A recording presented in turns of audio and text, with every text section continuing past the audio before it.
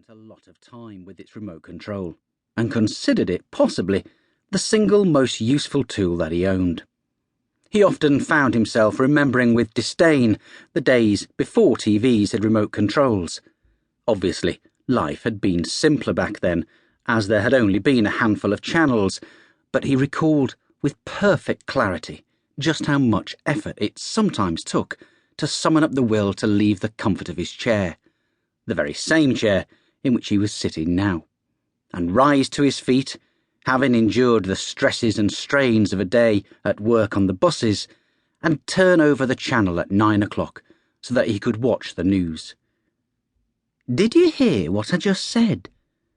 George looked over at his wife.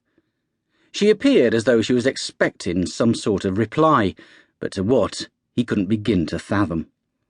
His hearing wasn't quite what it used to be, plus he'd done all that thinking about tea and remote controls in between, so the thread of whatever thought he might have had about whatever Joan had been going on about had long since been lost. "Yes," he said eventually. "Of course I heard you." "So, what do you think?" George shrugged and turned off the sound on the TV. If he heard the dialogue, he wouldn't be able to concentrate. "I don't mind. Whatever you think is best is fine by me." "You weren't listening, were you?" said Joan. "You sat less than a yard away from me. Of course I was listening. I heard every single word you said." "So, what did I say then?" "Well, how am I supposed to know?" said George, looking at the TV forlornly. He hated missing the beginnings of films, and that included films of which he had previously seen the beginnings. It made him feel unsettled.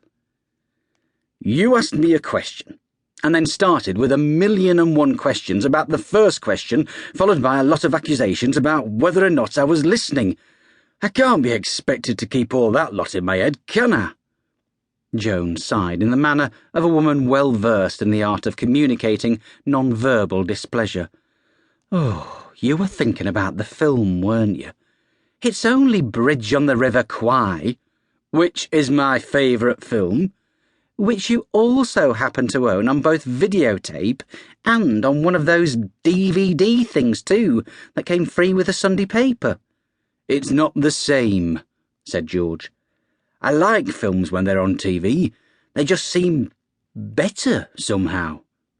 Joan said nothing, and so George found himself feeling guilty. "So, what is it that you were asking?" "If you thought that we'd done okay."